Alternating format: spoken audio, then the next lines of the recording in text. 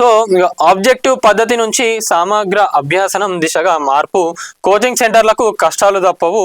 దేని గురించి అంటే ఇప్పుడు 10th ఇంటర్ బోర్డ్ ఏదైతే ఉందో ఆ రెండింటిని కూడా, రెండు ఉన్నాయి కదా బోర్డ్స్, రెండింటిని కూడా క్లబ్ చేసేస్తారంట. అంటే 10th ఉండదు, ఇక స్కూలింగ్ లెవెల్ అనే నర్సరీ నుంచి వెళ్ళి కూడా +1 +2 12th క్లాస్ వరకు అలానే 11th and 12th ఏదైతే ఉందో దానికే బోర్డ్ ఎగ్జామ్స్ ఉంటుంది.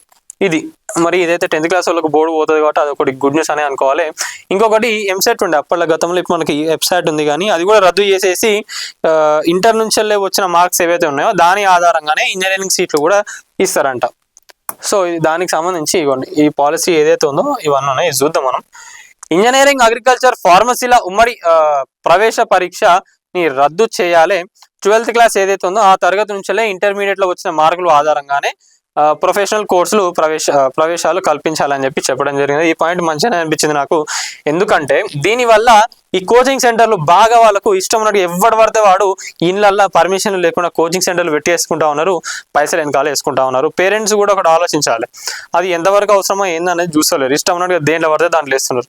అదేదో కాలేజ్లోనే ఇస్తే అయిపోతాయి కదా, మళ్ళీ కాలేజ్లో చదివి మళ్ళీ వాడు బయటికి వచ్చి చదివి, సరే ఓకే సీట్ వస్తే మీ ఓన్కి ఫీజు కొంచెం తక్కువ అవుతుంది, కరెక్టే ఉన్నది, కానీ ఎక్కడ కరెక్ట్ ఉంది ఏందనేది కూడా చూసుకోవాలి కదా. సో ఇక్కడ ఆ కోచింగ్ సెంటర్లు వాటన్నిటికీ కూడా చెక్ పెట్టే దిశగా ఇదైతే తీసుకురావడం జరిగినది.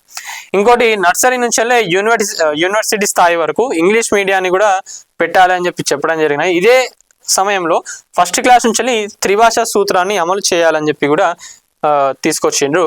ఇప్పటి వరకు అమల్లో ఉన్న ఉపాధ్యాయులకు ఆటోమేటిక్ ప్రమోషన్ విధానాన్ని స్వస్తి పలకాలే. టీచర్ పనితీరు ప్రమాణంగా మాత్రమే ఇక ముందు ప్రమోషన్లు కల్పించాలని చెప్పి తీసుకురావడం జరిగినది. ఇంకోటి ప్రస్తుతం రాష్ట్రంలోని 2000 పాఠశాలలను తెలంగాణ పబ్లిక్ స్కూల్గా మార్చాలి. అంతేకాదు నర్సరీ నుంచి వెళ్ళి 12th క్లాస్ వరకు కూడా ఒకే క్యాంపస్లో నిర్వహించాలి. సో ఇది కూడా, దీనికి కూడా ఈ ఎవరు పడితే వాళ్ళు అదే చెప్తున్నా, నేను ఒకే క్యాంపస్లో ఉంటే బాగుంటుంది. ఆల్మోస్ట్ కొన్ని స్టేట్స్లోనే ఈ డ్యూయల్ బోర్డ్స్ ఏవైతే ఉన్నాయో అదే ఉన్నది. దానివల్ల ఏమవుతుందంటే ఎవరు పడితే వాళ్ళు జూనియర్ కాలేజీలు పర్మిషన్ అని చెప్పి తీసుకుంటా ఉన్నారు, అడ్డగోలుగా ఫీజులు పెడతా ఉన్నారు. 2 లక్షలు 3 లక్షలు ఆ కోర్సులు నేర్పిస్తాం, ఈ కోర్సులు నేర్పిస్తాం అని చెప్పి ఇష్టం ఉన్నట్టుగా వాళ్ళు దోచుకుంటా ఉన్నారు. మరి వాళ్ళందరూ కూడా చెక్ పెట్టినట్లయితే